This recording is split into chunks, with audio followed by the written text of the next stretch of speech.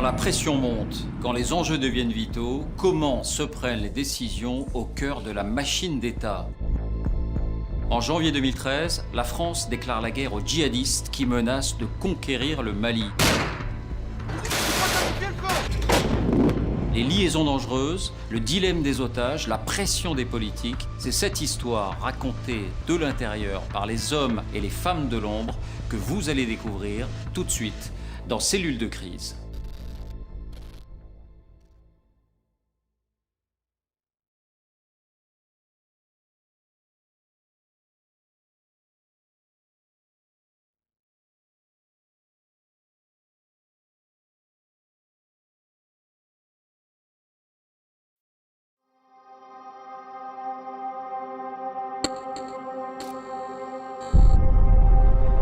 Le 11 janvier 2013, la France lance seule une offensive surprise au Mali. La France, à la demande du président du Mali, s'est engagée hier pour appuyer l'armée malienne face à l'agression terroriste qui menace toute l'Afrique de l'Ouest.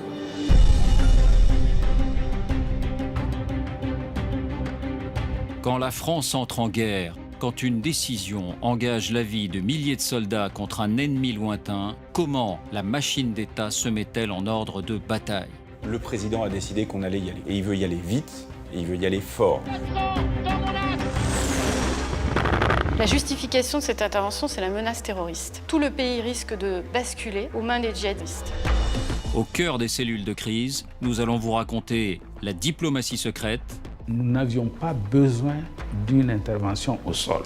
les pressions des politiques sur les militaires. Les plus belles idées parisiennes se heurteront toujours à la réalité du terrain, et le terrain, là, c'était le sable. Les liaisons dangereuses de l'armée française sur le terrain. Toutes les bonnes volontés pour lutter contre les groupes armés terroristes sont les bienvenues.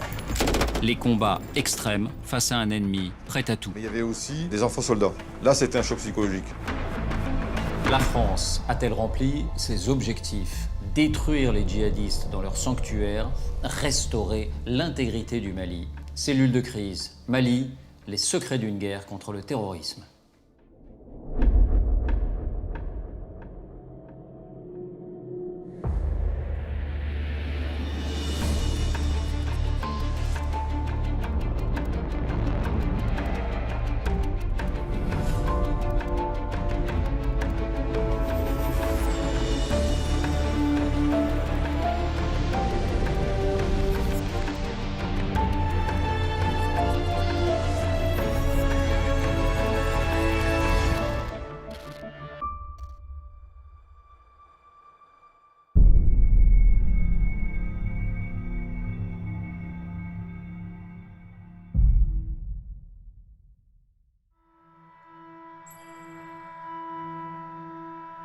La première alerte est donnée à Creil, par des opérateurs de la très secrète Direction du renseignement militaire. Sur leurs écrans, des balises localisent les téléphones satellites de chefs djihadistes au Mali, à 5000 km de là.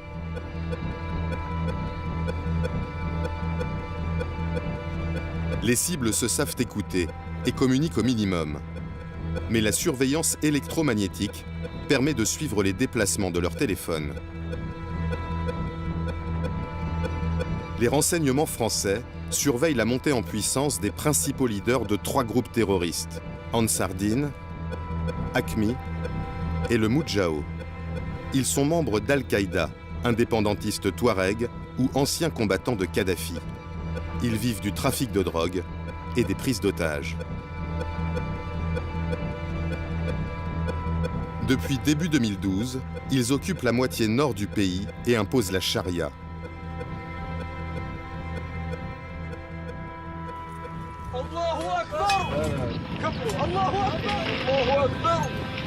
Ces images de destruction des mausolées de Tombouctou font le tour du monde. Ce message est envoyé à la France, aux États-Unis et à tous les pays de l'OTAN. Leur dire que les Moudjahidines sont prêts à l'offensive à n'importe quel moment. Pour la première fois, ces groupes jusque-là autonomes sont en train de s'allier. Ils sont estimés à plus de 1500 combattants.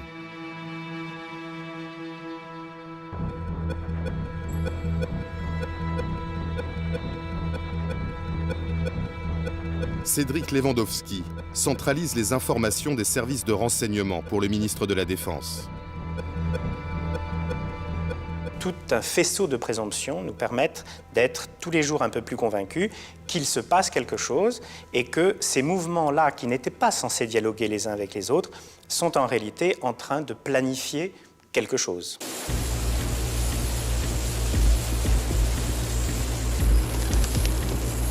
Un Hercule C-130 des forces spéciales françaises est envoyé au-dessus du Mali. Il filme des mouvements de pick-up qui confirment les écoutes.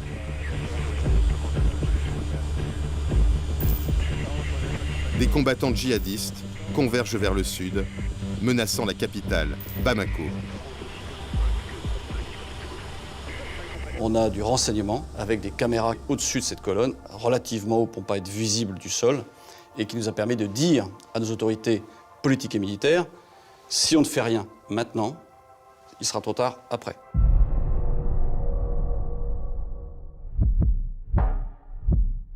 Le lendemain, les craintes se concrétisent.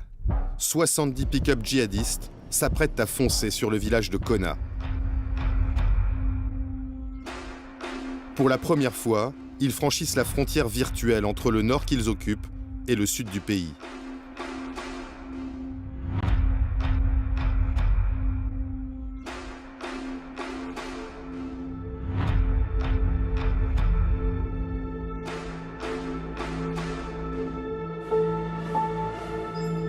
Ce même jour, dans le Loiret, François Hollande présente ses vœux aux militaires. Il se montre préoccupé par la crise au Mali.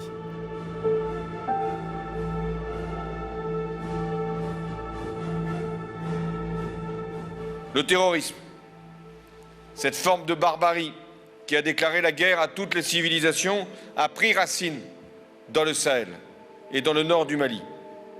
Le Conseil de sécurité, à notre initiative... Mais le chef des armées réaffirme la ligne tenue depuis des mois. C'est à la communauté internationale d'intervenir. La France, avec l'Union européenne, participera à la formation des forces armées.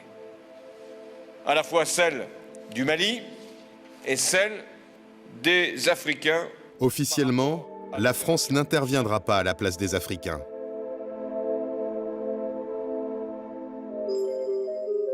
Mais la position de François Hollande va évoluer en quelques heures.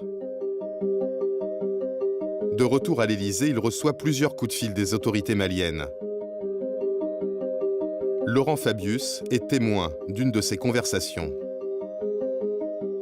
J'ai le souvenir d'un coup de fil du président Traoré qui dit ceci. Monsieur le président de la République, la France est le seul pays qui dispose de forces capables de nous défendre. Et donc je vous demande d'intervenir parce que non seulement je serai mort, mais les terroristes auront pris le contrôle du Mali. Hélène Le Gall est à la tête de la cellule Afrique de l'Élysée. Depuis des mois, le président prépare avec les chefs d'État de la région une force africaine, mais il faut du temps. Ce qui va se passer sur le terrain, le regroupement de tous ces djihadistes, en fait, va précipiter les choses et va obliger à une intervention beaucoup plus rapide, beaucoup plus robuste. Et ça, seul un pays comme la France pouvait le faire. Dans le plus grand secret, l'Élysée commence à négocier les conditions d'une intervention militaire. Pour qu'elle soit légale, François Hollande demande une invitation écrite des Maliens. Une première lettre arrive à l'Élysée, par télégramme diplomatique crypté. Mais elle ne convient pas. Cette lettre du président malien Traoré, la voici, elle ne fait pas référence à l'ONU. Oui, et c'est un problème parce que la France veut absolument intervenir dans le cadre de la légalité internationale. Et pour ça, elle a besoin que les Maliens adressent aussi leur appel à l'aide à l'ONU. Et il y a une autre difficulté sur cette lettre, elle est trop précise. Elle fait référence à une intervention aérienne immédiate. Or, le 9 janvier, la France est convaincue qu'elle devra intervenir au sol parce qu'elle pense que l'armée malienne en pleine débâcle n'est pas capable de faire face à l'avancée des pick-up djihadistes. Et donc cette lettre limiterait la marge de manœuvre de l'armée française. Cette lettre demandait une intervention militaire rapide, une intervention aérienne. C'est précisé, une intervention aérienne. nous n'avions pas besoin d'une intervention au sol, parce que l'armée malienne était quand même prête à poursuivre les terroristes au sol. Et du coup, Kounda Traoré demande un appui aérien dans sa première lettre. Il pense que ça va suffire pour stopper l'avancée des djihadistes. Et deuxièmement, il est, je pense, assez réticent aussi à une intervention militaire complète sur le sol malien. Et Kounda Traoré et les autorités maliennes sont assez crispés sur ce sujet-là. Les conseillers ministériels français planchent sur les modifications qu'ils vont demander aux Maliens. En fait, on leur donne les termes de la lettre qui nous conviendraient et on échange avec les autorités maliennes qui nous refont une lettre dans la même journée où le Mali demande officiellement le soutien militaire de la France. Ces tractations diplomatiques restent secrètes. Publiquement, il n'est toujours pas question de lancer une action militaire au Mali.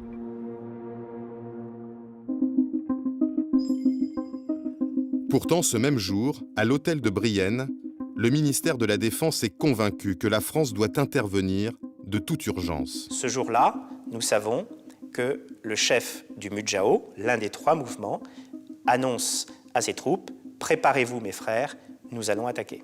Imaginez qu'Al-Qaïda prenne le contrôle du Mali, dispose d'un État en soi, s'installe, ça veut dire avoir une base arrière, installer des usines de fabrication d'armement.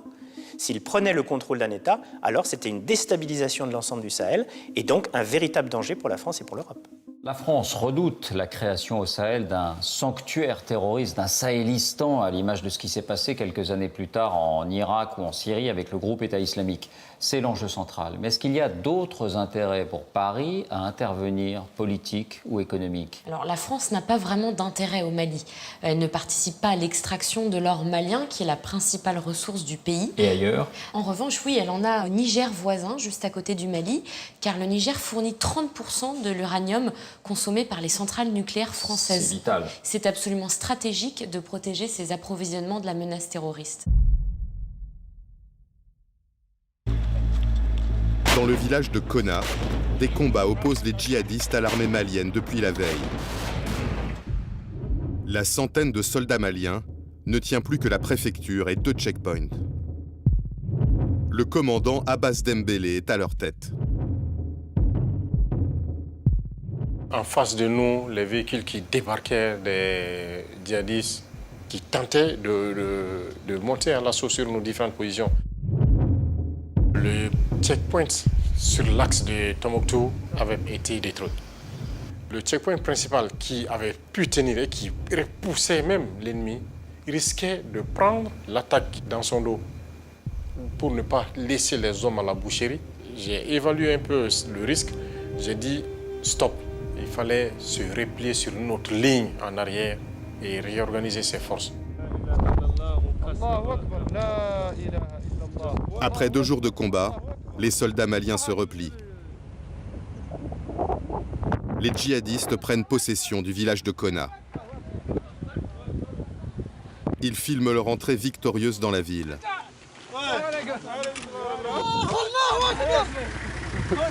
Ils s'emparent des armes, des munitions, des blindés abandonnés par l'armée malienne.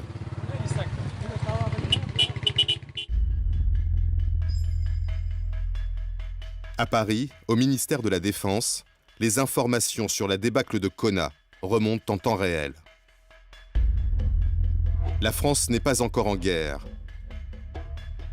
Pourtant, le patron des forces spéciales donne l'ordre à ses hommes installés au Burkina Faso de partir pour Mopti Sévaré, une grande ville proche de Konna.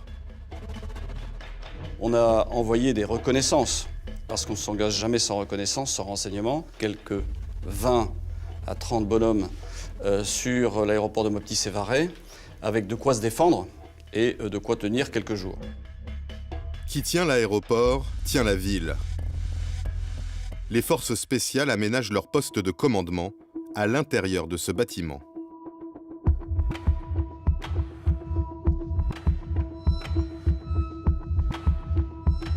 Là, on a un appui conséquent. C'est un démultiplicateur de force. Leur nombre importe peu, mais chacun des éléments de cette force a plusieurs capacités. Ce n'est pas des soldats ordinaires. Ces hommes des forces spéciales interviennent pour des missions délicates, sur des terrains où la France n'est pas présente officiellement. Ils opèrent discrètement depuis 4 ans, dans la région du Sahel. Sur place, ils s'appuient sur le responsable de l'aéroport. Ils sont venus, ils me disent, bon, ne courez pas des journalistes, pas d'autres personnes. Nous, c'est toi seul qu'on reconnaît à l'aéroport. N'importe quelle personne qui doit rentrer doit passer par toi et tu nous informes. La nuit tombée, des renforts continuent d'arriver. Une centaine d'hommes qui ne passent pas inaperçus. Officiellement, la France n'est pas en guerre. Des journalistes pourraient poser des questions. À Bamako, l'ambassadeur de France anticipe les fuites. Dans l'urgence, je sollicite de Paris des éléments de langage.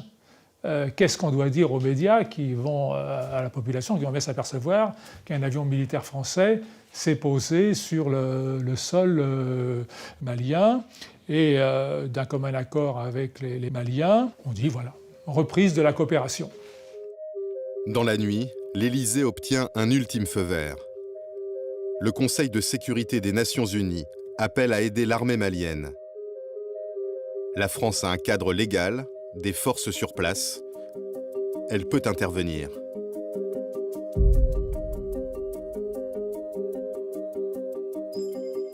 Le président Hollande présente ses vœux au corps diplomatique. Monsieur le Président de la République. La veille, il affirmait encore que la France n'interviendrait pas au Mali. Cette fois, il prend tout le monde de court. Nous sommes face à une agression caractérisée. J'ai donc décidé que la France répondra aux côtés de nos partenaires africains à la demande des autorités maliennes.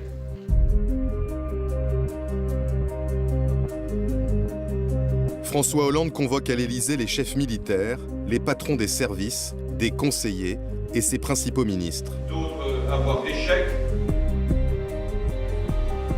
Un conseil de défense restreint qui se tient dans le Salon Vert. La conviction du président est faite depuis 2 jours. Mais officiellement, c'est lors de ce conseil qu'il prend sa décision. Quand des décisions aussi importantes sont prises, il faut qu'il y ait une formalisation. Il n'y avait pas de suspense. La décision devait être prise.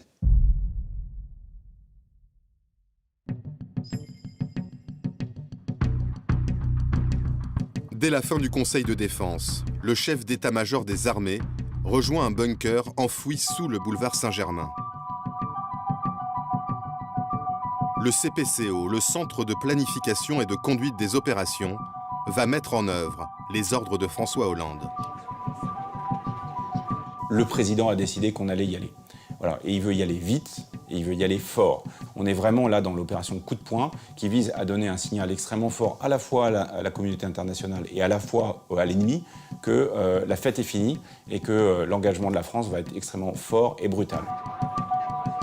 Dans la cellule de crise, une trentaine d'officiers de tous les corps d'armée, des agents du renseignement et des forces spéciales. Ils planifient les opérations en amont et les suivent en temps réel. Respect, mon général. Voilà, je vous appelle pour le capitaine de vaisseau Pierre Vendier déroule immédiatement un scénario mis sur pied depuis des mois. On avait dans notre coffre une sorte de liste de courses en se disant si la guerre commence, voilà ce qu'il faut faire. Par exemple, comment utiliser les troupes qui sont en Côte d'Ivoire. Et donc on connaissait parfaitement le délai qu'il fallait pour les troupes en Côte d'Ivoire pour aller au Mali. Une fois que le SEMA dit on y va, je sors ma liste de courses, je réunis mon équipe et je leur dis ok, c'est parti. La cellule de crise mobilise les bases françaises d'Afrique de l'Ouest. À N'Djamena, une unité de 50 hommes reçoit l'ordre de partir en urgence pour le Mali.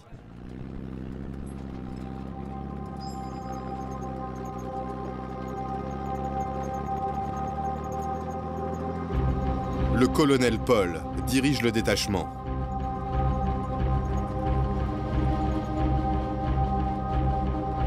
C'est à la fois une surprise parce que on ne s'attendait pas à intervenir sur le Mali. Le président avait dit qu'il ne comptait pas déployer des forces au Mali. En même temps, un certain enthousiasme d'avoir été choisi pour faire partie de cette aventure. Les chefs de l'état-major doivent trouver un nom à cette opération. Ils pensent d'abord à cimetière, un sabre touareg. Mais si l'armée s'enlise, le jeu de mots cimetière serait trop facile. Ils trouvent finalement la solution sur Wikipédia. Ce sera Serval.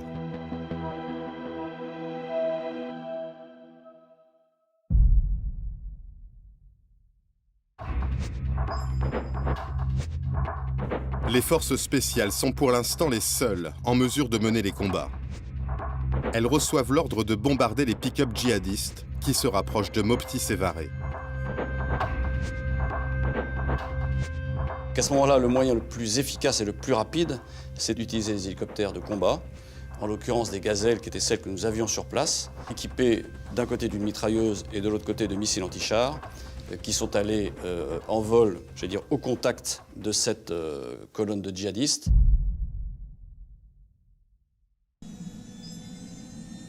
Moins de 2h30 après la fin du Conseil de défense, 2 gazelles décollent de Mopti Sévaré. Dans chaque appareil, 2 hommes du 4e régiment d'hélicoptères des forces spéciales de Pau. Le terrain est plat. Les gazelles ne peuvent pas utiliser le relief pour approcher discrètement. Une caméra embarquée dans l'un des appareils a filmé l'intervention.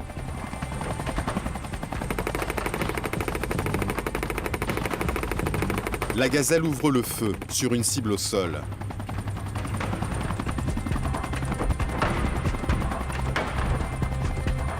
Sous le nuage de poussière, l'ennemi est détruit.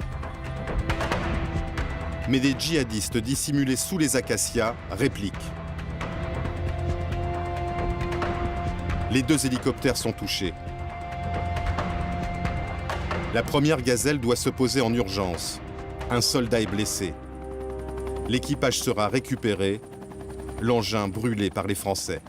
Je préfère détruire la gazelle définitivement de façon à ce qu'elle ne puisse pas être utilisée en termes de propagande contre nous. Pour dire, regardez, c'est un hélicoptère français, c'est nous qui l'avons détruit. L'autre appareil reprend la direction de l'aéroport. Mais à bord, le lieutenant Damien Boiteux est gravement blessé à l'aine.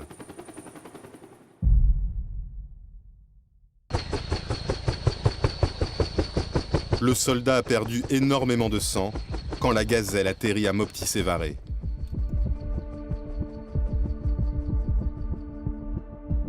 Le chef du contingent de force spéciale me dit « Doucouré, tu viens vite ». Ils sont venus avec un blessé grave. C'était horrible à voir, vraiment. 4h30 après la décision du président Hollande, le premier soldat français décède. Je l'ai mis dans mon bureau, qui était à côté, climatisé. À 21h15, il y a un Cessna qui vient d'embarquer le corps et le blessé. L'avion a décollé de Mopti vers 21h30 pour Paris.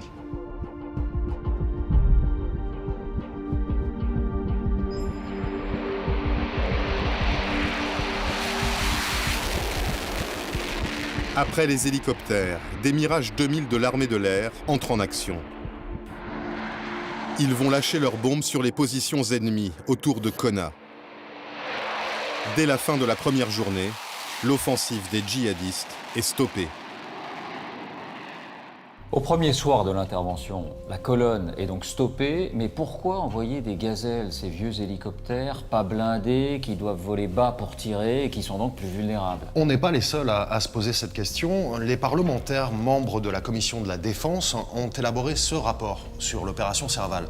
Et dans ce rapport, ils soulignent la vulnérabilité intrinsèque des gazelles. Et quelle est la réponse de l'armée? Eh bien, le général Gomard, qui est le patron des forces spéciales, lui, il assume son choix. Pour lui, c'est l'urgence qui prime. Il faut arrêter les djihadistes le plus rapidement possible. Et ces gazelles qui sont positionnées au Burkina Faso sont à seulement 2h30 de Konna. Mais en fait, il y avait une autre possibilité parce qu'en 2013, la France dispose de Mirage 2000 qui sont basés au Tchad. Ces engins volent beaucoup plus haut et plus vite que les gazelles des forces spéciales et hors de portée des tirs des djihadistes. Alors, ces Mirages pouvaient intervenir en 3h30 à Konna. 3h30 donc pour les Mirages, 2h30 pour les gazelles. La question se pose et même des militaires se la posent bien sûr hors caméra. Était-on vraiment à 1 heure près pour frapper les colonnes de djihadistes? Oui, et puis il y a une autre différence entre les chasseurs de l'armée de l'air et les hélicoptères des forces spéciales. Les forces spéciales, elles peuvent engager le combat dans la plus grande discrétion. Elles n'ont pas besoin que la France soit officiellement engagée dans un conflit, comme elles le font aujourd'hui en Libye, en Irak ou en Syrie. C'est l'autre interrogation de cette première journée. À quelle heure ont vraiment commencé les frappes? Pour l'armée française, c'est clair, elles ont débuté dans l'après-midi, mais vous êtes allé sur le terrain et vous avez entendu une autre version. Oui, à Konna, des habitants nous racontent que les frappes françaises auraient débuté dès le matin du vendredi 11 janvier. Drissa Maïga est agriculteur à Konna. Le matin du 11 janvier, alors que la France n'est pas entrée en guerre, il profite d'une accalmie dans les combats entre djihadistes et armées maliennes pour aller vérifier ses cultures. Il est à 300 mètres de sa maison quand il aperçoit un hélicoptère.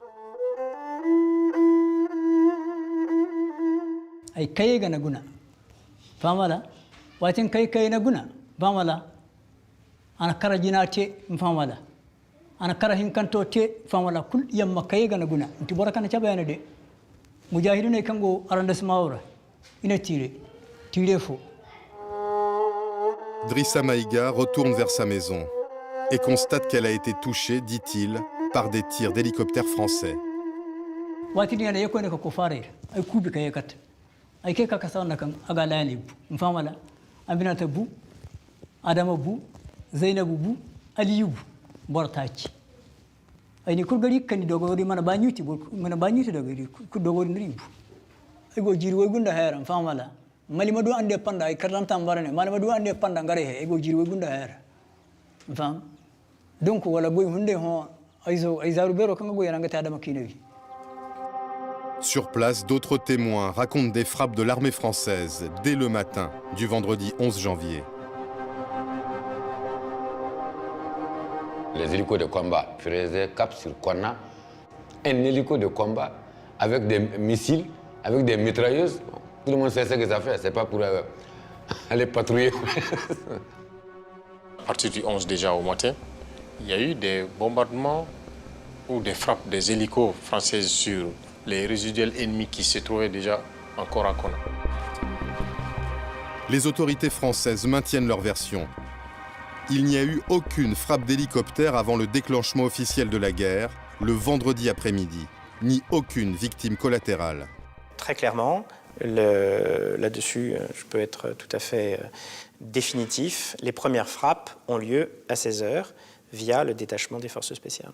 Il n'y a pas de frappe avant la décision du président de la République qui est prise pendant le Conseil de défense qui, lui, se tient à 11h30 à l'Élysée. Deux versions s'opposent. Celle des Maliens, celle des Français, qui démentent tout dommage collatéral. 3 ans après, où en est-on? Alors depuis 3 ans, la famille Maïga, qui affirme que 4 de ses membres ont été tués, ne se résigne pas. Elle cherche à obtenir réparation auprès des autorités françaises. Alors elle s'est par exemple tournée vers l'ambassade de France à Bamako ou vers des bases militaires françaises au Mali. Mais après toutes ces démarches, elle s'est finalement vue opposer par un procureur malien ce document. Alors c'est un SOFA. C'est en français un accord sur le statut des forces militaires.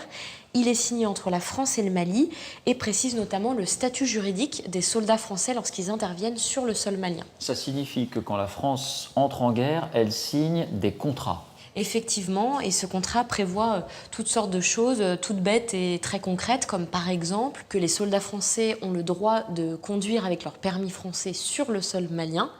Mais il y a aussi un article, pour le coup, là, qui m'a davantage étonnée.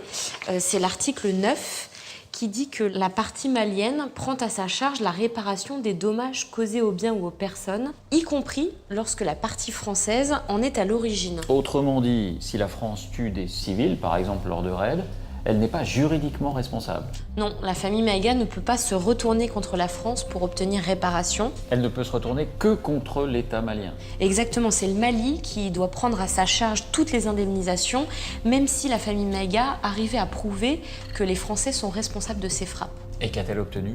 Alors pour l'instant, la famille Maïga n'a rien obtenu.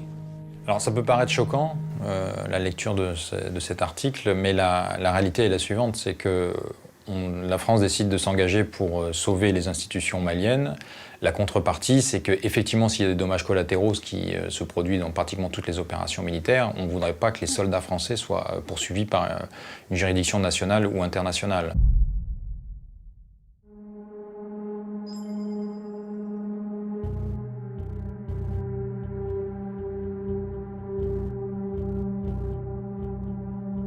Jean-Yves Le Drian n'a pas fermé l'œil de la nuit. Dans quelques heures, il doit faire devant la presse un bilan des opérations au Mali.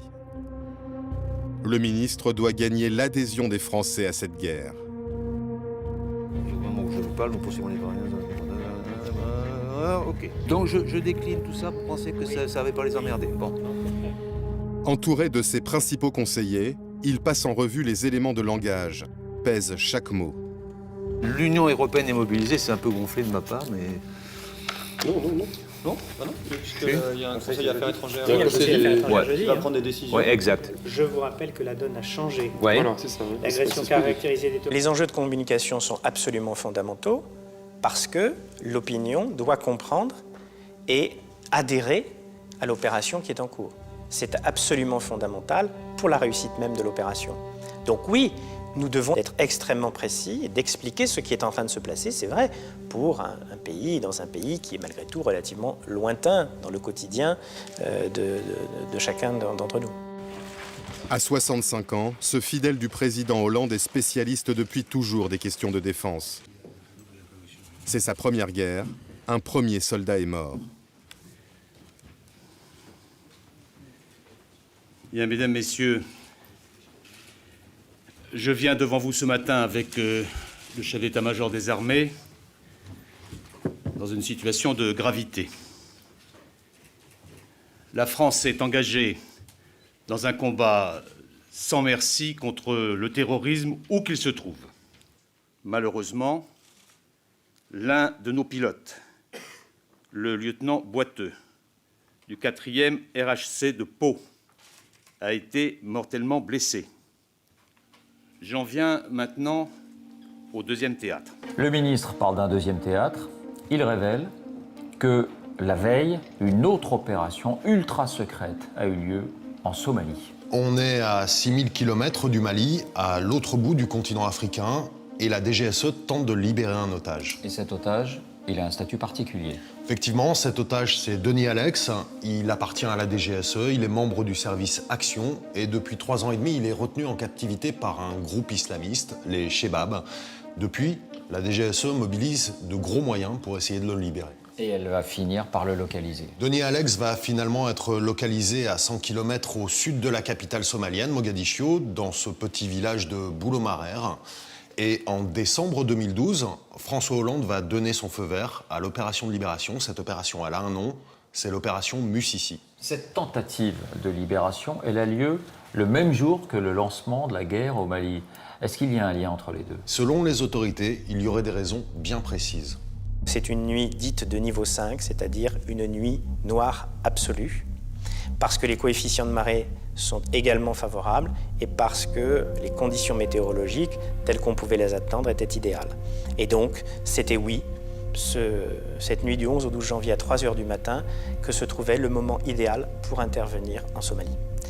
Évidemment que c'est un hasard total qui a fait que les 3 mouvements djihadistes au Mali, qui ne sont absolument pas reliés au Chebab de Somalie, il n'y a aucune histoire à se raconter dans ce domaine-là, eux décidaient de foncer vers le sud. C'est le hasard complet de la petite et de la grande histoire.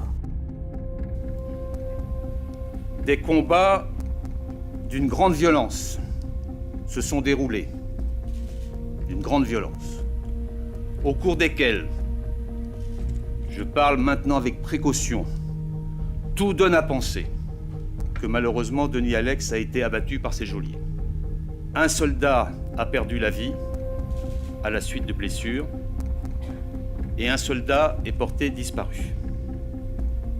En fait, ce soldat a été tué. Il y a donc 3 morts. C'est un fiasco. Et surtout, en 24 heures d'une guerre contre le terrorisme qu'il essaye de vendre aux Français, Jean-Yves Le Drian doit déjà annoncer 4 morts. Au deuxième jour de l'intervention, la cellule de crise Mali doit en priorité organiser la reprise des villes du Nord. Le CPCO s'appuie sur le système d'alerte Guépard. 5000 soldats français prêts à partir à tout moment, n'importe où dans le monde.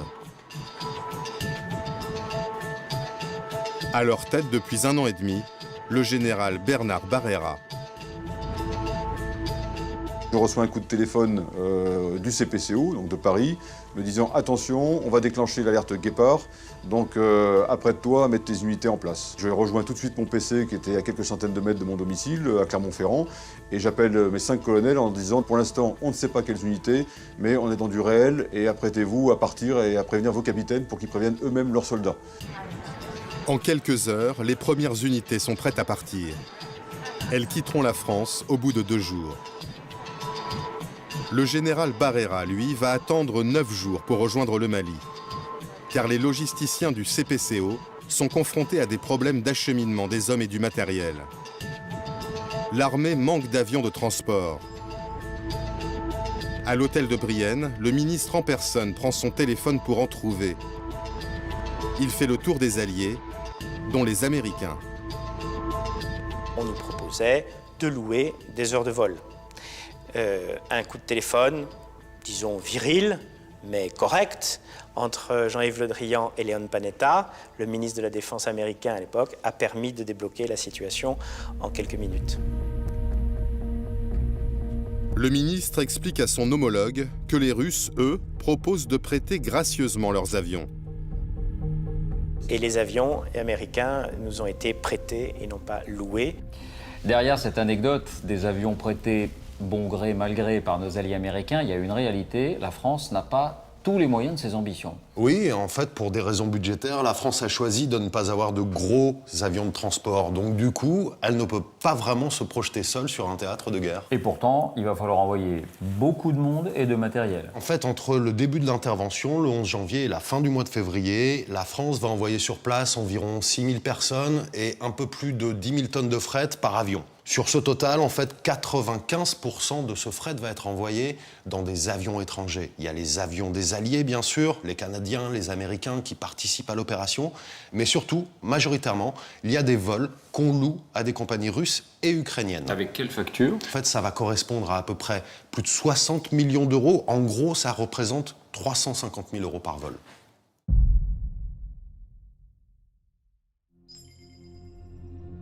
Après les premières frappes pour arrêter les pick-up, le CPCO veut détruire les bases arrières des djihadistes, dans le nord du Mali.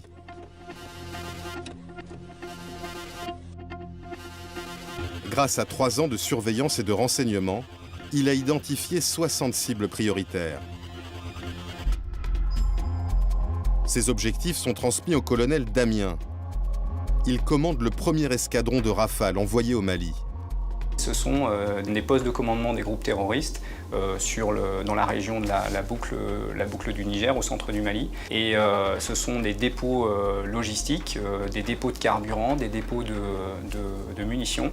Et ce sont également des camps d'entraînement des groupes terroristes.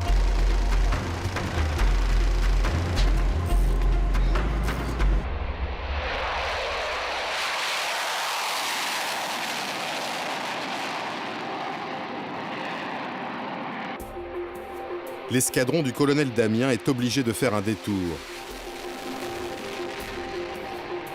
Car les premiers jours de l'intervention, l'Algérie refuse d'ouvrir son espace aérien à la France. Ce raid de 9h35 est le plus long de l'histoire des Rafales. Les pilotes ont prévu 5 ravitaillements en vol.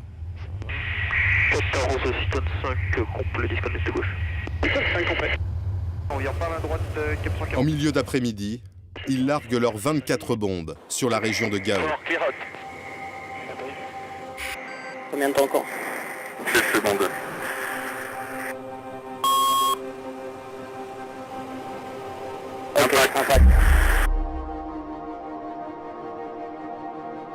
L'Algérie a interdit le survol de son territoire. C'est une manière de montrer publiquement qu'elle ne cautionne pas l'intervention au Mali.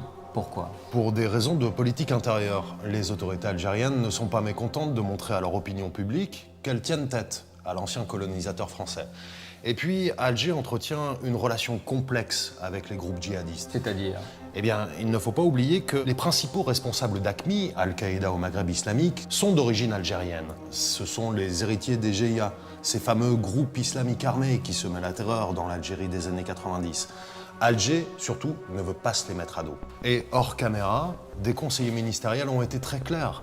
Selon eux, il y aura un genre d'accord tacite entre Alger et les leaders djihadistes. Vous ne commettez pas d'attentats sur notre territoire et en contrepartie, on ne vous fait pas la guerre. D'ailleurs, certains djihadistes trouveraient même refuge dans le sud algérien. Finalement, sous la pression de la France, l'Algérie va autoriser les avions français à survoler son territoire, mais en toute confidentialité. Ça ne doit pas sortir, mais ça va sortir. Nous intervenons dans le cadre de la légalité internationale. Le nombre des soutiens est Dans les médias, Laurent Fabius est interrogé sur le sujet. Pour le moment. Est-ce que l'Algérie vous soutient? Alors, nous avons eu des contacts avec l'Algérie. L'Algérie a autorisé sans limitation le survol de son territoire, ce qui est quelque chose de significatif, dont je remercie les autorités algériennes. Et aujourd'hui... J'ai été amené à dire qu'il y aurait un survol. Bon. Mais peut-être que je n'avais pas pris les précautions nécessaires. Et est-ce que j'ai fait une boulette? J'en sais rien, mais ça n'a pas eu grande importance. Ça braque les Algériens. Les Algériens n'aiment pas qu'on mette ça sur la place publique. Donc oui, les Algériens se braquent. C'est parce que la frénésie de communication fait que tout n'est pas bordé. Et on fait des bourdes. 3 jours plus tard, une des cibles des militaires français au Sahel, Mokhtar Belmokhtar, dit le Borgne, revendique l'attaque contre le site gazier d'In Amenas en Algérie. 800 otages, 40 morts. L'attaque a été planifiée avant le déclenchement de Serval. Mais les terroristes s'en servent comme prétexte. Ils visent l'Algérie, disent-ils, car elle a ouvert son espace aérien à la France.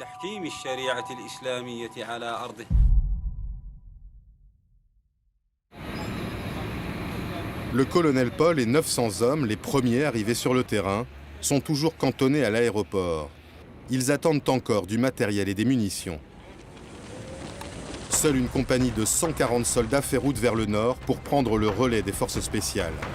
Elles n'ont pas cessé d'avancer. Leur mission, empêcher les djihadistes de gagner du terrain.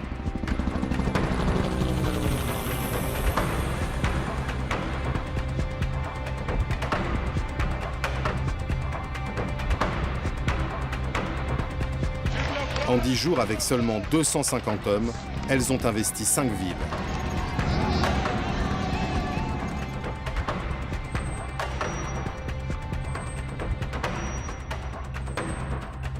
C'est quand même une drôle de guerre. Si on a bien compris, au 10e jour de l'intervention, seules les forces spéciales mènent les combats, 250 hommes, pas plus. Oui, ça peut paraître incroyable, mais il faut dire que les forces spéciales sont particulièrement adaptées à ce genre de conflit, dans lequel l'ennemi est très mobile, il fuit, et surtout, elles ont une supériorité technologique. C'est-à-dire? Alors vous allez le voir sur cette vidéo tournée par l'armée, qu'on a fait décrypter par un ancien de ses soldats d'élite. C'est la vidéo d'une opération. Exactement.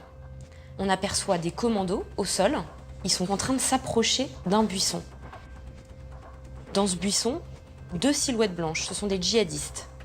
Mais comme les forces spéciales ont des jumelles de vision nocturne, elles peuvent voir sans être vues. Et donc elles peuvent s'approcher au plus près. Tout près de l'ennemi. Et surtout, ces commandos au sol ne sont pas seuls.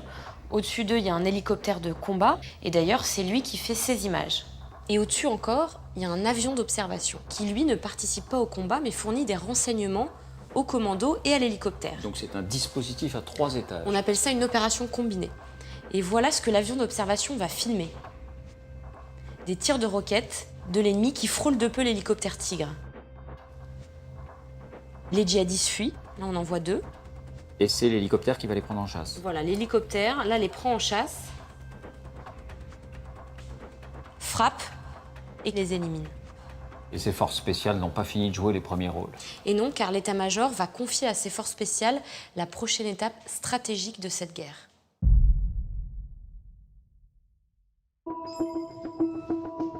Les officiers du CPCO sont mobilisés sur la prise de la ville de Gao, sur le fleuve Niger. Fief de l'un des mouvements terroristes, le Moudjahou, elle est stratégique pour la reconquête du Nord Mali.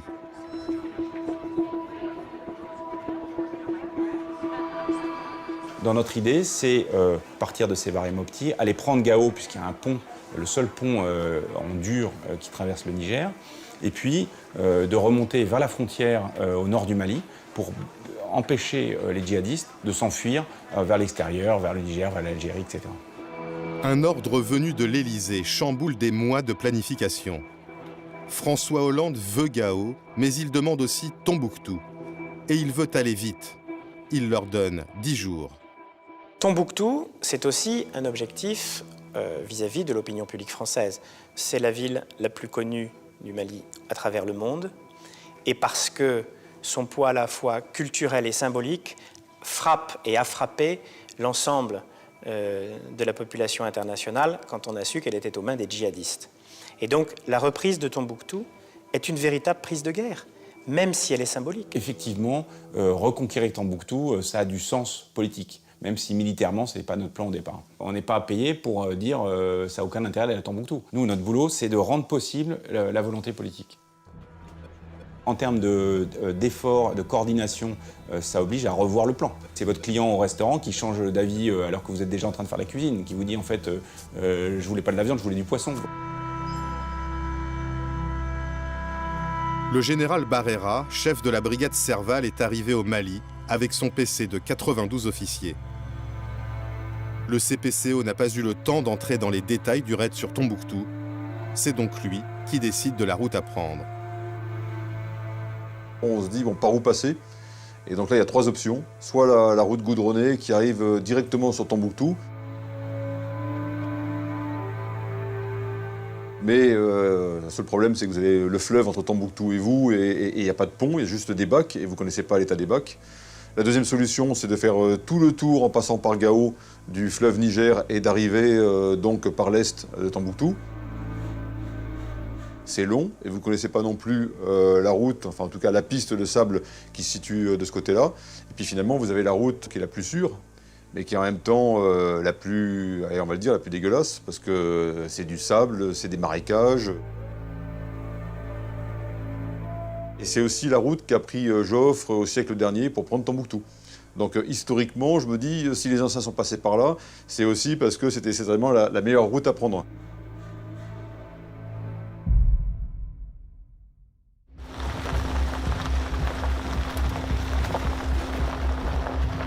Une colonne Serval quitte Bamako.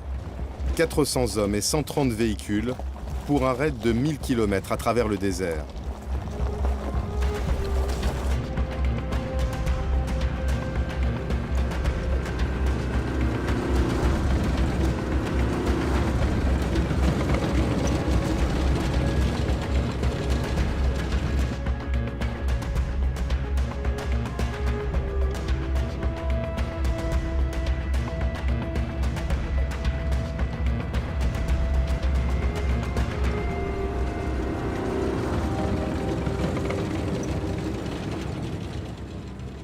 Les hommes du colonel Paul ont 4 jours pour atteindre Tombouctou. Mais une nouvelle consigne arrive de Paris. Le président leur donne 2 jours. Il faut encore accélérer.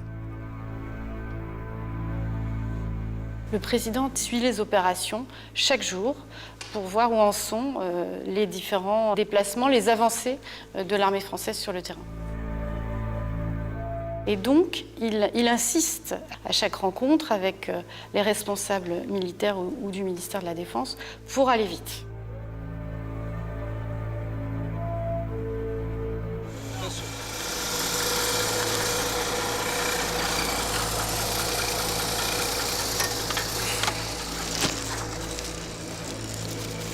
En cours de route, les hommes du colonel Paul doivent intégrer une unité de l'armée malienne. Une autre consigne de Paris. Notre mission principale, c'est pour Tombouctou, d'accord? Faut pas qu'on oublie ça. Ensuite, on pourra lancer des fouilles à droite. Nous ne voulions pas, nous, que notre intervention soit perçue comme l'intervention d'une puissance extérieure, d'un occupant, parce que ça aurait été, non pas immédiatement, mais à terme, l'échec absolu. Donc les instructions qui ont été données, c'est qu'à chaque fois que c'était possible, nous opérions avec les forces maliennes.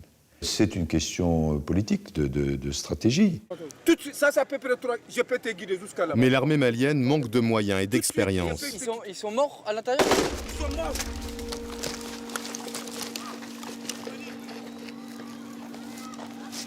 Un soldat malien s'est malencontreusement tiré une balle dans le pied en retirant son arme. Putain.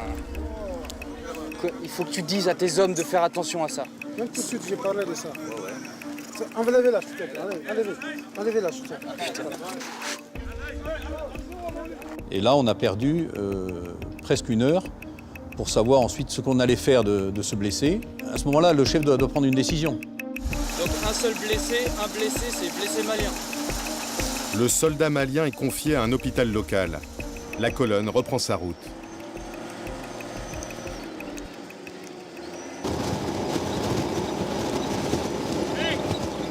Faudrait qu'ils ralentissent, on n'est plus en liaison avec les autres là. À Paris, l'état-major suit la progression de la colonne grâce aux drones. À l'arrière, les véhicules logistiques les plus lourds s'enlisent. L'Élysée s'impatiente. J'aurais été ravi d'ailleurs que les penseurs stratégiques de certains cercles parisiens soient venus m'encourager de leurs conseils.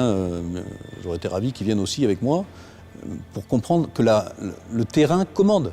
Le terrain commande. Les plus belles idées parisiennes se heurteront toujours à la réalité du terrain, et le terrain, là, c'était le sable. L'objectif présidentiel de prendre simultanément Gao et Tombouctou le lendemain est hors d'atteinte.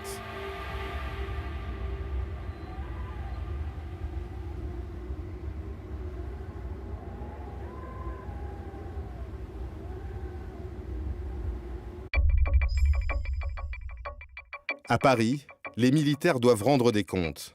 3 fois par jour, ils sont convoqués avec des conseillers et des diplomates dans le bureau du directeur de cabinet Cédric Lewandowski. Peu habitués à ce que les politiques interviennent autant dans la conduite de la guerre, certains le surnomment ironiquement le général Lewandowski. Je le prends comme un hommage et je suis très fier. Je ne me prends pas pour un chef de guerre. Je suis le directeur de cabinet civil et militaire du ministre de la Défense, en charge de faire en sorte que le ministre de la Défense soit toujours extrêmement précis et extrêmement juste pour aider à la décision du président de la République.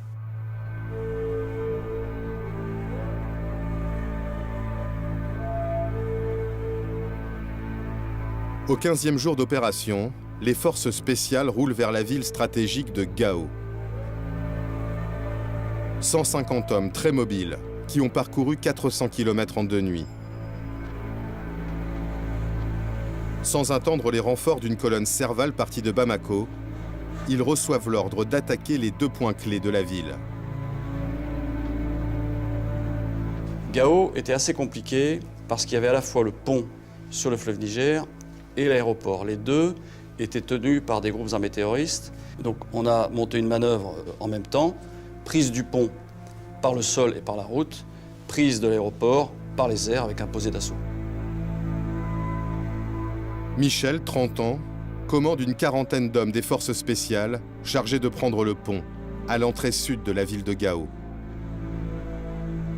Si jamais le pont est détruit, ou alors si le pont reste aux mains des djihadistes, il va falloir monter une manœuvre extrêmement coûteuse en temps pour franchir le Niger, en sachant qu'il n'y a pas de pont sur plusieurs centaines de kilomètres, que ça va donc grandement complexifier l'opération Serval, et surtout que ça va laisser le temps aux djihadistes de préparer une manœuvre défensive à base d'embuscades, de mines et d'engins explosifs improvisés.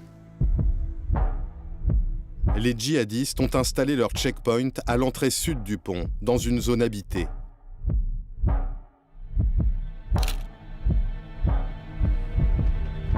Pour les Français, des frappes aériennes au milieu de la population seraient trop risquées. Peu nombreuses, les forces spéciales comptent sur l'effet de surprise. Par drone, elles repèrent une butte de terre à l'extérieur de la ville.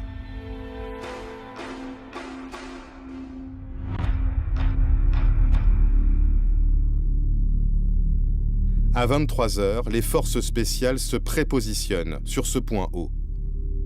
L'ennemi ne s'attend pas à un assaut aussi imminent.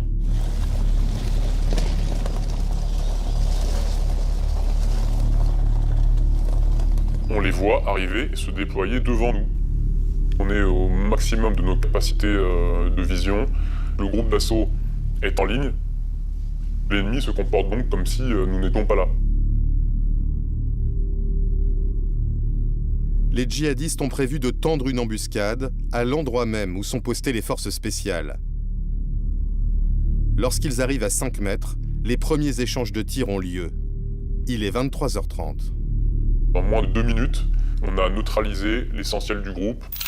Quelques minutes après, une très forte déflagration et un éclair devant nous nous surprend. Cette explosion, c'est le véhicule qui était au bord de la route, qui était en fait un véhicule piégé, destiné à nous arrêter pour faciliter l'embuscade ennemie.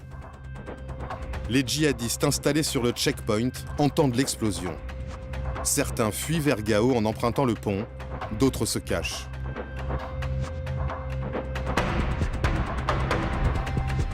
Ensuite, il nous reste à progresser jusqu'au pont. Il y a 1,5 km, et dans ce 1,5 km, il y a les éléments qui se sont réfugiés dans la multitude de maisons de cette zone périurbaine. Et donc là, la progression est plus compliquée parce qu'on n'a pas affaire à une position ennemie identifiée. On a des tirs sporadiques, on est harcelé, et donc on doit progresser de manière très méthodique. À 1 h du matin, l'unité du commandant Michel s'empare du pont. Cette même nuit, malgré des véhicules qui obstruent la piste, un avion des forces spéciales se pose sur l'aéroport. Sans même couper ses moteurs, il débarque un commando et repart aussitôt. L'aéroport est pris sans résistance. En tant que patron des forces spéciales, je n'ai pas voulu rentrer dans la ville. Pourquoi? Parce qu'on rentrait dans une autre forme de combat et qui n'était pas le mien. Moi, j'étais en mesure de prendre rapidement le pont et l'aéroport et ensuite d'attendre que des forces, j'allais dire, plus conventionnelles et plus lourdement équipées puissent venir pour tenir le terrain. Sur le front de Tombouctou, à la date imposée par Paris, les véhicules de tête du colonel Paul sont encore à 200 km de la ville. Le convoi s'étend sur une centaine de kilomètres. Le retard s'accentue. Les véhicules sensables et les véhicules logistiques qui sont extrêmement lourds sensables 2 fois plus. Dans la journée du 26, ma colonne logistique a fait 800 mètres en 11 heures. On a décidé de couper la colonne en deux et de dire à ce moment-là, il y aura une colonne qui partira et qui foncera encore plus vite sur Tombouctou pour arriver le 27, puisqu'on n'y arrivera pas le 26. Et le convoi logistique, lui, servira, ensuite arrivera en deuxième échelon, arrivera même si c'est 24 heures après. Les Rafales assurent la couverture aérienne des forces françaises qui marchent vers Tombouctou. Le colonel Damien survole la ville. Nous avons observé un certain nombre de pick-up qui quittaient précipitamment la ville de Tombouctou. Donc ce sont effectivement des indications qui pouvaient laisser penser qu'il y avait un repli définitif vers le nord-est du Mali de la part de nos adversaires. Les informations convergent. L'ennemi semble avoir pris la fuite. Pourtant, l'Élysée insiste pour un déploiement militaire de très grande ampleur. En plus des blindés du colonel Paul, les parachutistes de la Légion étrangère sont mobilisés.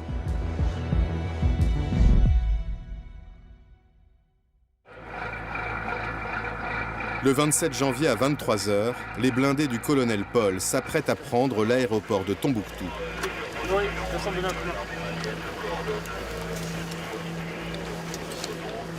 Fermez les portes.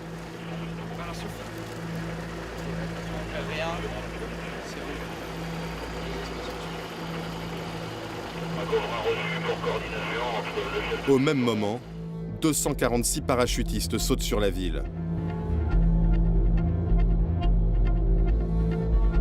L'un des 2 drones dont dispose l'armée au début de cette guerre a été réquisitionné spécialement pour filmer l'opération.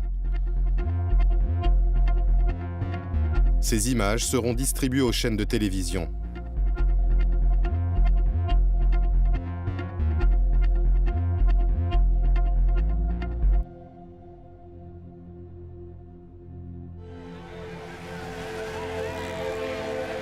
Au petit matin, les habitants fêtent l'arrivée des Français. Tombouctou est tombé sans un coup de feu. Au 18e jour de l'intervention, les soldats de l'armée conventionnelle n'ont toujours pas affronté l'ennemi.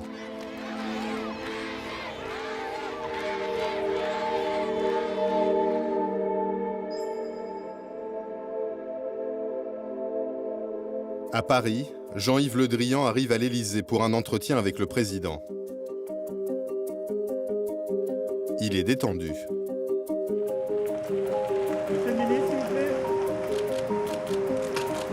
La ville de Tombouctou est tombée, on a fait des parachutages cette nuit et les forces françaises et maliennes tiennent Tombouctou.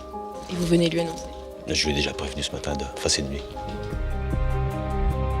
Bon, bah, tu féliciteras aussi les militaires, hein, donc... Non, oui, je trouve. La manœuvre a été bonne. Malgré les... Oui. Euphorique, François Hollande veut se rendre à Tombouctou dans les 48 heures. Son cabinet lui demande 5 jours pour organiser le voyage en toute sécurité.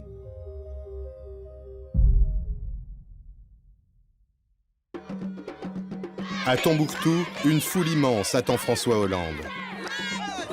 Le colonel Paul est en charge du dispositif de sécurité sur l'aéroport. 3 ou 4 minutes avant que l'avion qui a amené le président n'atterrisse, le gouverneur de Tombouctou est arrivé avec une dizaine d'habitants de Tombouctou et un chameau qu'il comptait, m'annonce-t-il, offrir au président, puisque c'est la tradition, lorsqu'une haute personnalité vient, on offre un chameau. Et donc, 3 minutes avant que l'avion ne se pose, j'ai mon chameau et je ne sais pas quoi en faire.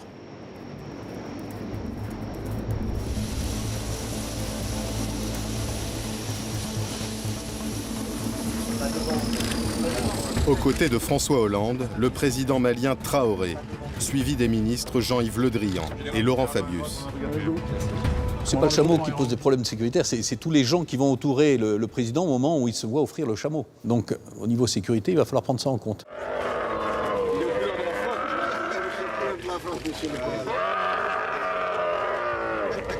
Je l'utiliserai autant que je pourrai comme moyen de transport, mais je me souviendrai longtemps.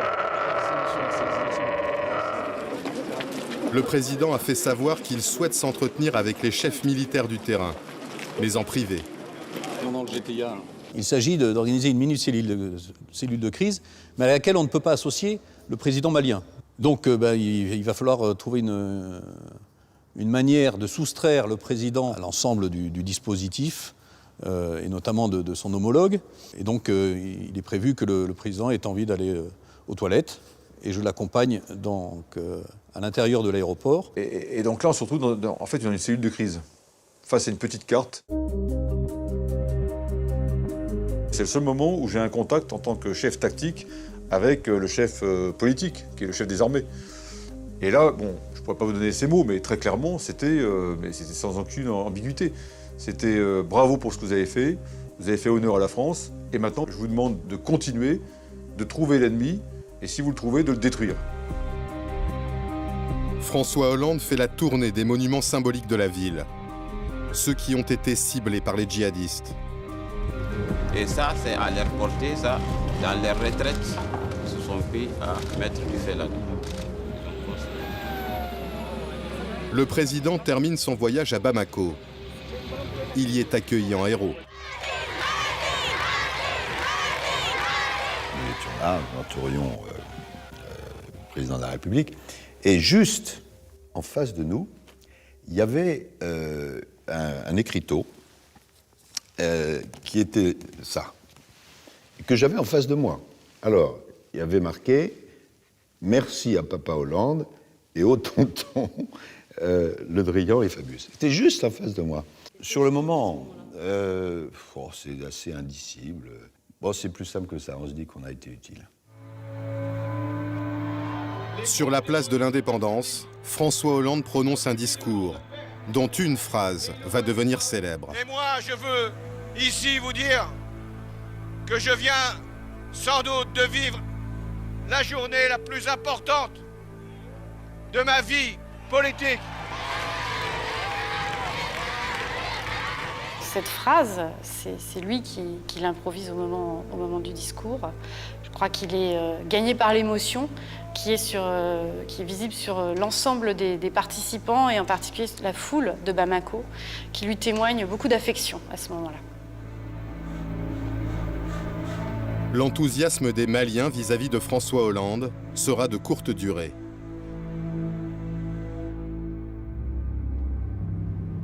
La question des Touaregs, ces tribus berbères qui vivent au nord du Mali, va semer la discorde.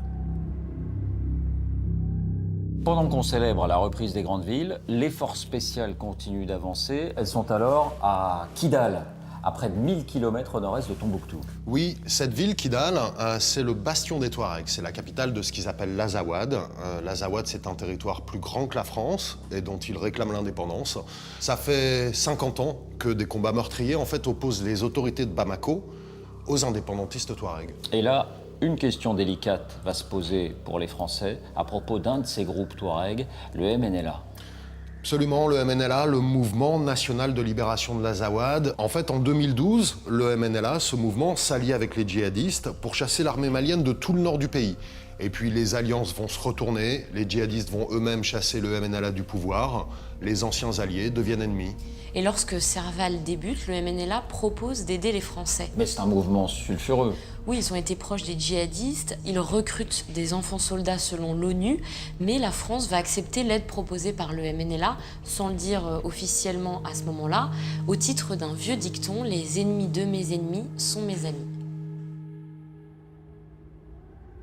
Le MNLA propose d'aider les Français, mais il pose une condition.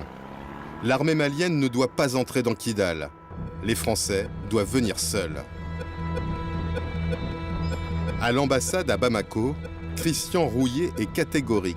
Il ne faut pas se compromettre avec les rebelles Touaregs. Pour nous, la principale menace est AQMI et la mouvance djihadiste. Mais pour les Maliens, c'est le MNLA qui est la première menace. Pourquoi? Parce que c'est le MNLA qui a lancé l'offensive et c'est le MNLA qui conteste l'unité du Mali. Donc c'est ce que j'essaye d'expliquer à Paris en disant « Attention, il faut éviter de se compromettre avec le MNLA ». Mais le Quai d'Orsay passe outre les recommandations de l'ambassadeur. Les choses ne peuvent pas toujours être d'une limpidité absolue. Bon, ce qui est des mouvements terroristes, nous refusons de travailler avec eux. Mais il y a des personnes qui sont dans une situation un peu intermédiaire, et là, le rôle de nos services, c'est d'essayer de les amener du bon côté. Quelques semaines après la reprise de Kidal, l'ambassadeur Christian Rouillet, qui s'est publiquement opposé à la collaboration avec les rebelles Touaregs, sera démis de ses fonctions.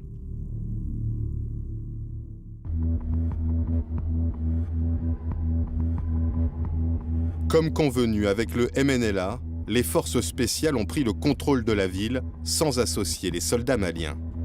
L'armée malienne n'a pas réellement pris possession de Kidal comme ailleurs, parce que l'armée française s'est interposée. Alors il faut qu'on nous explique.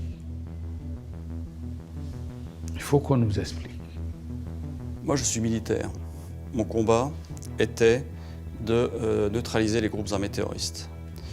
Donc toutes les bonnes volontés pour lutter contre les groupes armés terroristes sont les bienvenues. Cette région est celle des Touaregs, qu'ils connaissent bien mieux que les forces spéciales françaises qui arrivaient et qui n'avaient jamais été, pour certaines d'entre elles, dans cette partie du monde. Donc il fallait dialoguer avec eux. Les forces spéciales ne se sont pas contentés de dialoguer avec le MNLA. Et non, au Mali, nous avons rencontré un combattant MNLA. Il est Touareg, originaire de Gao, et il a été enrôlé par les djihadistes quand ceux-ci ont pris la ville de Gao. Puis il a changé de camp, il s'est allié au MNLA. Et il vous a raconté des choses qui ne figurent pas dans l'histoire officielle. Fin janvier 2013, quand les forces spéciales entrent à Kidal, ce combattant MNLA va proposer ses services aux forces spéciales et ils acceptent. On a collaboré avec les Français, on a partagé la ville ensemble. Moi, je suis un guide. Je suis avec le capitaine Eric là. Il fait partie des forces spéciales. Je travaille avec eux, on me paie par jour même. Chaque jour, on me paie 25 000 francs CFA. Qui est-ce qui vous paye? Eric. C'est l'armée française? C'est l'armée française, ouais, qui me paye. Quand on sort, même à Kidal, on est ensemble toujours. On fait toutes les missions ensemble. Malgré le soutien de combattants touaregs, la traque de l'armée française piétine. Les grandes villes du Nord ont été reprises, mais l'ennemi reste invisible. La surveillance aérienne et les missions de repérage sur le terrain ne donnent rien. Après 4 jours, la seule chose qu'ils ont vue, c'est un gardien de chèvre et un âne. On se dit, mais voilà, la guerre est finie, il n'y a plus de djihadistes. Où est-ce qu'ils sont partis? Ils sont tous évaporés. Le temps qu'on a consacré à Tombouctou, c'est celui qu'on a perdu dans cette course. On a arrêté de courir derrière les bandits, du coup ils se sont échappés. Donc il y a un peu cette frustration. Est-ce qu'on va réussir non seulement à libérer le pays, mais aussi à détruire l'ennemi? Et pour détruire l'ennemi, il faut le trouver. Et donc nous nous trouvons dans ce qu'on appelle, nous les militaires, le brouillard de la guerre. Le général Barrera envoie les parachutistes de la Légion étrangère quadriller le nord de l'Adrar des Iforas.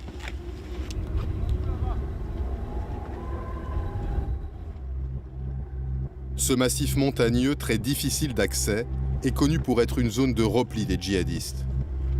C'est là aussi qu'ils détiendraient leurs otages. Face à des adversaires qui désormais ne fuient plus les combats, dans des conditions extrêmes, les soldats français vont livrer la première vraie bataille de cette guerre, avec un double objectif, détruire l'ennemi sans mettre en péril la vie des otages.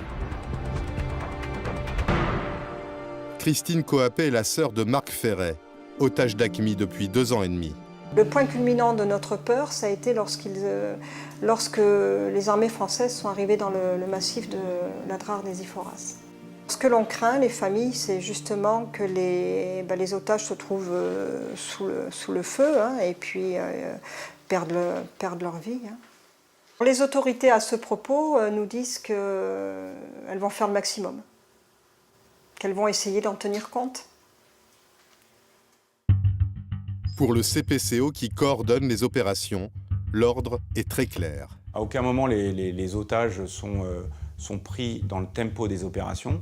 Le renseignement sur les otages, il interviendrait éventuellement en nous disant vous n'allez pas vous occuper de tel endroit, vous ne faites pas des frappes à tel endroit parce qu'on suspecte qu'il y a des otages. Et ça n'arrive pas, ou en tout cas si ça arrive, je ne l'ai pas vu. La force Serval prépare la bataille de l'Adrar des Iforas depuis la base de Thessalite.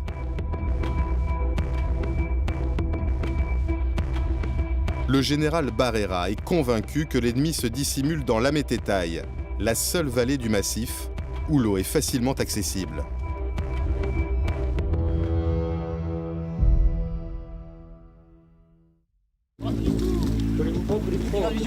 Allez les gars, ça percute les enfants, allez en avant. Chacun se déplace. Chacun se déplace.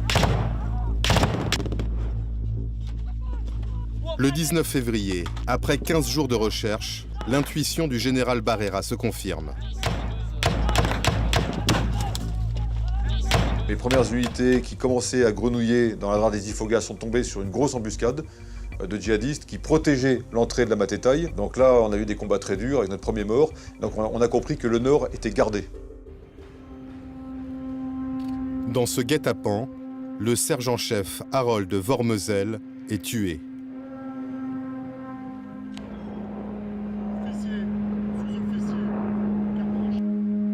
C'est le 2e mort de Serval, mais l'ennemi est localisé. Très clairement, on s'est dit quelle est la meilleure manœuvre pour pouvoir ensuite aller les chercher et détruire. Donc on a fait en fait une opération en tenaille. Les blindés attaquent à l'ouest. Les parachutistes les surprennent par le nord. Et pour l'entrée est de la vallée, les Français font appel à l'armée tchadienne. Près de 2000 combattants tchadiens entrent en guerre aux côtés des Français dans cette nouvelle phase de l'opération. Et pourtant, cet homme, Idriss Déby, qui est à la tête du Tchad depuis 26 ans, n'était pas vraiment un ami de François Hollande.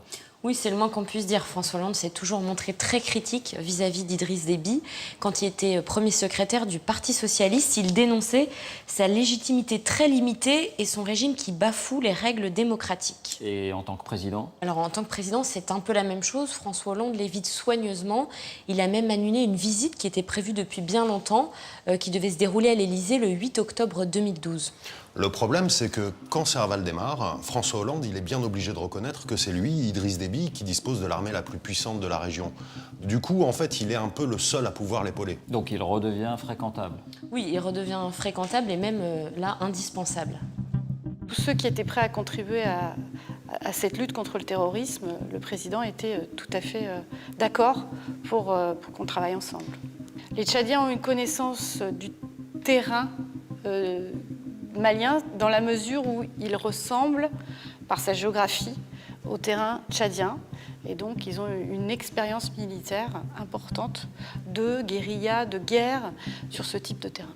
La collaboration avec les Français, les Tchadiens vont la payer très cher. En une seule journée, à l'entrée est de la vallée de la Mététaille, 27 soldats tchadiens vont être tués et plus de 70 autres vont être blessés. Fin février, 2000 soldats français combattent dans la Drare. Les logisticiens du CPCO doivent prendre en compte des températures extrêmes et un terrain particulièrement hostile. Et en fait, ce qu'on suit assez vite, c'est le taux d'indisponibilité médicale. Et donc, en fait, on voit jour après jour les chiffres des coups de chaleur, donc des soldats qui sont incapacités par coup de chaleur, qui montent. Des psychologues sont envoyés en soutien sur la base de Thessalite, ainsi que des aumôniers militaires.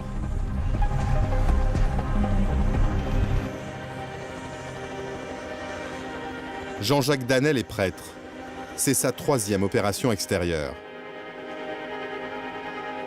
Je peux dire que je n'ai jamais senti autant de demandes de la part des militaires qu'en arrivant là-bas. Et même chez certains, c'était de l'ordre de l'attente. Enfin, vous arrivez, Padre. L'aumônier recueille les confidences de soldats qui, pour la première fois, voient leur ennemi de près.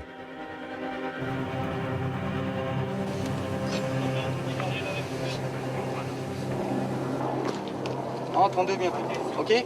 Moi, copain, d'accord? Toi, tu vas te lever 2 mains, comme ça, ok? Vas-y, doucement. Allez, viens. Écartez le dispositif, on sait jamais. Ce jour-là, sous les cadavres, un survivant. On a découvert qu'en face de nous, il y avait non seulement des djihadistes, mais il y avait aussi des enfants soldats. Donc plus petits, qui portaient les gourdes, les munitions, et qui étaient engagés en première ligne. Là, c'était un choc psychologique. Voilà. Stop, bouge plus. Prends vêtements, lève. Bouge plus. Stop. Vêtements, Clovis. Écarte, retire. Allez, enlève. Les soldats craignent qu'il porte une ceinture d'explosifs. Ok. Pose ici. Voilà. Je confirme le compte rendu. 4 personnels détruits et 1 prisonnier. Ce jeune garçon sera remis à l'armée malienne. Lorsque les soldats sont face à des enfants kamikazes, l'épreuve est beaucoup plus douloureuse. En quelques secondes, le soldat doit décider qu'est-ce que je fais. Est-ce que je le laisse s'avancer vers moi en sachant qu'il va sans doute actionner sa ceinture d'explosifs, ou est-ce que je le, excusez-moi ce terme affreux, neutralise? Alors j'ai un souvenir assez net d'un de ces militaires. Militaire, c'est un Polynésien, un type très costaud, très grand, et il était devant moi un peu comme un enfant.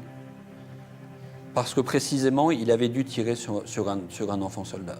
Et il m'a dit, Padre, je n'oublierai jamais ça de ma vie, parce qu'après, je me suis dit, ce gamin, il pourrait être mon fils, il pourrait être mon petit frère. Et après, il a rajouté, il faut que je vous le dise à vous, parce qu'une fois qu'on sera parti d'ici, je n'en parlerai plus jamais. Pendant les 3 premiers mois de conflit, l'armée française prend en charge 40 blessés psychologiques, presque autant que les 47 blessés au combat.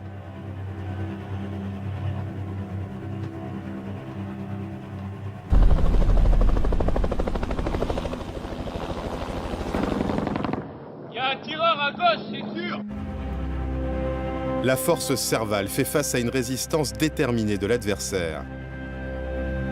Au nord de la vallée de l'Amététaï, 130 parachutistes sont ralentis par une dizaine de djihadistes retranchés sur un piton rocheux.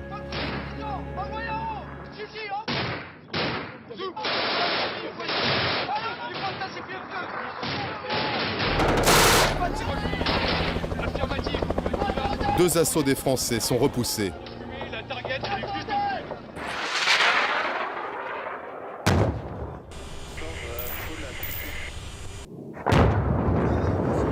Malgré des tirs d'hélicoptères, 12 missiles et 2 bombes de 250 kg, l'adversaire résiste.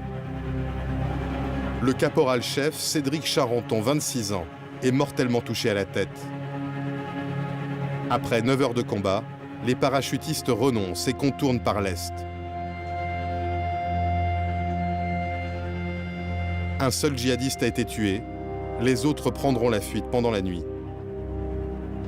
Il a fallu avancer de rocher en rocher, il a fallu passer ensuite derrière des massifs, escalader des bunkers de pierre. Et donc ça a été des combats très violents où il fallait éviter de se retrouver imbriqué. Quand je dis imbriqué, c'est que l'ennemi vous laisse passer et vous tire dans le dos. L'Adrar des Iphoras est reconquis pas à pas, au prix de frappes massives. 400 dans mon axe. 400 dans mon axe. Ok, c'est bon. C'est bon, visuel.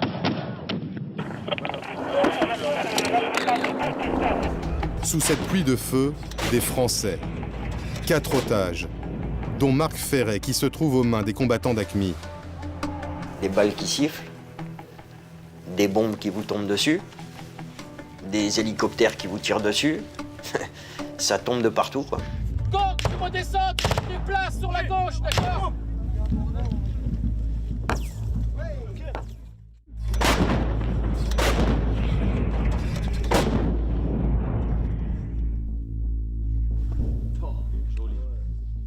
C'est zéro répit, c'est zéro nourriture, c'est rien. Et on était dans le groupe. Vêtus pareil qu'eux, avec un aspect physique identique à eux. Donc forcément, une cible potentielle pour tout militaire qui vient effectuer sa mission. Voilà. Vous faites partie du groupe qu'il faut éradiquer. Moi, je me suis dit, ben voilà, profite de l'instant qui est là parce que je pense pas qu'il y en aura d'autres. Les conditions de détention des otages vont encore se durcir. Jean fait partie d'une unité de renseignement chargée d'intercepter les conversations radio des djihadistes. Une mission confidentielle qu'il a accepté de raconter. Pour protéger son anonymat, nous avons reconstitué l'entretien.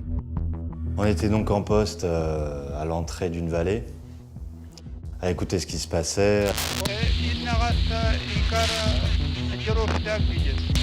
À écouter à côté de la vallée avant que le gros des troupes arrive pour faire le nettoyage. Et on avait une concentration d'émissions qui allait toutes vers le même indicatif, vers le même mec. Donc on a compris que c'était quelqu'un de plutôt important parce qu'il y avait plusieurs sonnettes, plusieurs individus qui parlaient qu'à un seul mec. La localisation probable d'un chef djihadiste remonte jusqu'au CPCO. Elle recoupe des renseignements de la DGSE. Abou Zeid, un des leaders d'AQMI et ravisseur de Marc Ferret, serait présent dans le massif. Faut-il frapper au risque de tuer des otages? Après débat, l'état-major donne le feu vert au général Barrera. Et donc on a fait tirer très rapidement 3 bombes antipersonnelles et 12 obus de canon César sur la position.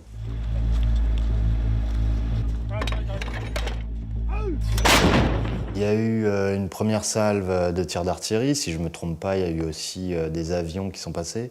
Et après ça, silence radio. Sur toutes les ondes qu'on avait et les discussions qu'on entendait, c'était silence radio. Et une fois le silence passé, les mecs, ils disaient Abou Zaïd, Abou Zaïd, Abou Zaïd, Abou Zaïd. Donc ils l'appelaient par son nom, Abou Zaïd.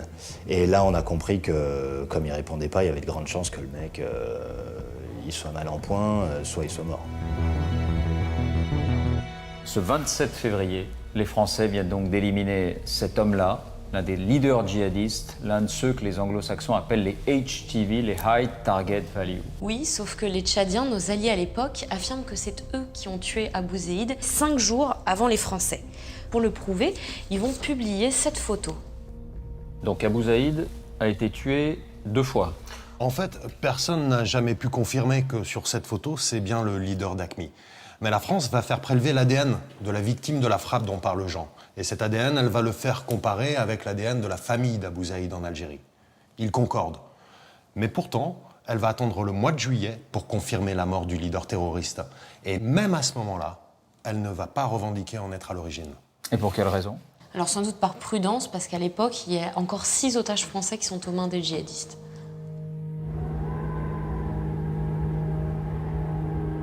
Après la mort d'Abou Zaïd, les ravisseurs parviennent à exfiltrer les otages de l'Adrar des Iforas, malgré les soldats français qui quadrillent le massif. On est sorti le matin, je dirais aux alentours de 8 heures, même pas avant, à découvert, à pied, dans une zone du massif très caillouteuse. Donc des roches, vous êtes pieds nus, vous courez, ça tire, ça. À plusieurs reprises, Marc Ferré a vu passer les soldats de Serval à quelques dizaines de mètres de lui. Il ne sera libéré que 8 mois plus tard, avec 3 autres otages contre rançon, après 1139 jours en captivité.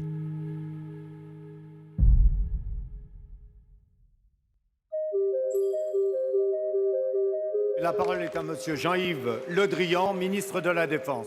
Monsieur le Président, je peux effectivement faire le point de la situation de notre engagement au Mali à cet instant. Devant les députés, le ministre annonce le début du retrait des troupes françaises.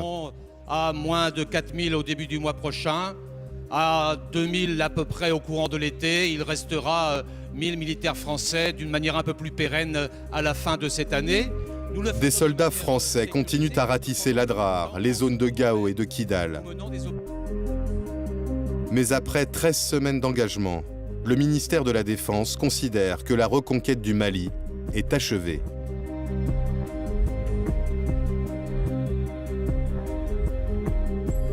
Votre sacrifice rappelle à la nation l'âpreté des combats livrés au Nord Mali en particulier.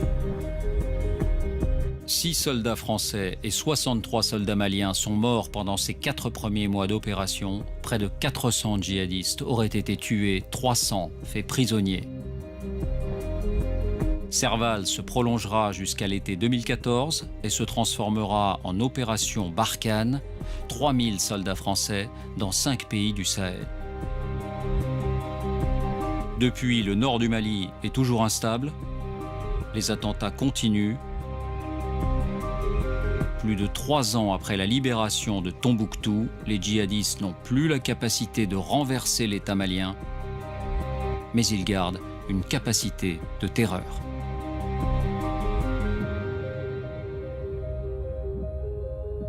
Bonsoir Monsieur le Ministre. Bonsoir. Et bienvenue dans notre cellule de crise. Est-ce qu'il reste encore des djihadistes dans l'Adrar des Iforas ou est-ce qu'ils ont tous été éliminés? Bon, il y a encore des mouvements terroristes, mais ils sont d'une nature totalement différente par rapport à ce qu'on a connu en début 2013. Dans ce massif? Dans ce massif et en particulier sur les couloirs de circulation qui existent dans cette partie du Sahel. Ce sont plutôt des terroristes qui mènent des actions plus classiques de terrorisme, moins militarisées. Lorsque l'opération Serval a commencé en janvier 2013, il y avait une véritable armée terroriste qui, avec des pick-up, plusieurs milliers de personnes qui descendaient sur Bamako. Là, nous avons affaire à des groupes beaucoup plus restreints. Combien sont-ils d'après vous? Peut-être quelques centaines au maximum. Et qui ont mis en œuvre d'autres techniques qui n'ont rien à voir avec l'ampleur de la menace qui existait auparavant. Mais c'est la raison pour laquelle il y a l'opération Barkhane. Parce que ça ne concerne pas uniquement le Mali. Ça concerne toute la zone, ce que j'appelle moi l'autoroute des trafics, au nord Sahel, qui part de la Libye et qui va jusqu'à l'Atlantique. Vous dites on arrivera à les éliminer un jour? Oui, bien sûr. Il faut de la durée. C'est un phénomène qui dure depuis très longtemps, mais oui, on y arrivera. Mais le Mali n'est pas encore sur pied, si j'ose dire. Le Mali n'est pas encore... Mais il y a encore un peu de la fragilité au nord. Oui, c'est vrai. Ça veut dire qu'on est là-bas pour 10, 20, 30 ans peut-être? J'espère le moins longtemps possible. Mais quand on combat des djihadistes au nord Mali encore aujourd'hui, on assure aussi la sécurité de la France. Quelques questions qui sont posées dans le film. La question des otages. Comment est-ce qu'on fait à un moment donné pour arbitrer entre la nécessité d'une opération militaire, de mener l'offensive, et puis la survie des otages, qui peut être conditionnée aussi par ces mêmes opérations, parce qu'il peut y avoir des représailles? À ma connaissance, M. Boujadas, les otages sont vivants et libres. Je suis allé moi-même les accueillir à Niamey. Mais comment allez-vous arbitrer? Ils sont vivants et libres. Est-ce qu'il y a eu un dilemme à un moment donné? Il y a eu des précautions de prise, bien sûr. Je ne vais pas rentrer dans les détails. Les services secrets travaillent de manière extrêmement étroite avec nos forces armées. Il y avait des risques, oui, sans doute. Mais les otages sont vivants et libres. Autre information qui ressort dans ce film, les moyens de l'armée française. Est-ce qu'on a les moyens de nos ambitions quand on se rend compte qu'on n'arrive pas à organiser une opération de transport de troupes, de matériel, avec nos propres avions et qu'on est obligé d'aller les louer ou les demander ailleurs? On a constaté qu'il pouvait y avoir des manques. Et le manque majeur, c'était la logistique, c'est-à-dire le moyen de transport. Moi, j'ai trouvé ça en arrivant, hein. J'étais là depuis 6 mois, un peu plus. Et donc, j'ai pris la décision de renforcer ces moyens, en particulier de passer des commandes d'avions de transport, qui étaient indispensables. Est-ce qu'on peut tirer un enseignement de cette guerre au Mali pour la situation en Syrie et en Irak aujourd'hui, du point de vue français?